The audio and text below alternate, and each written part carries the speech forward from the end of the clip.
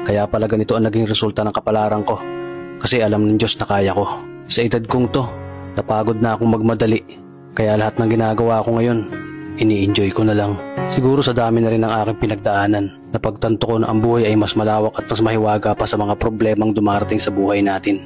Tumatanda na tayo, baka sa kakahabol natin sa masagana at maayos na buhay, ay hindi na natin nai-enjoy ang buhay. Baka nabubuhay na lang tayo dahil nape-pressure tayo sa sasabihin ng ibang tao.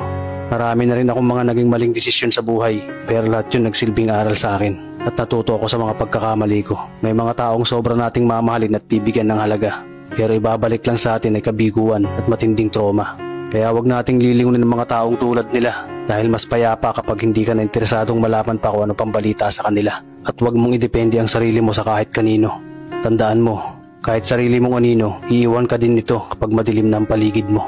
Kailangan natin matutunan na huwag ikumpara ang sarili natin sa iba dahil hindi natin laban ang laban nila. Karera mo to, di nila karera. Dahil ang buhay ay hindi naman nasusukat sa kung sino ang mayaman, kundi kung sino ang payapa. Kaya galingan mo lang palagi tol dahil napakaraming tao mapanghusga, hihilahin ka pababa. At lagi mo tong tatandaan na makakatanggap ka lang ng papuri mula sa kanila kapag patay ka na.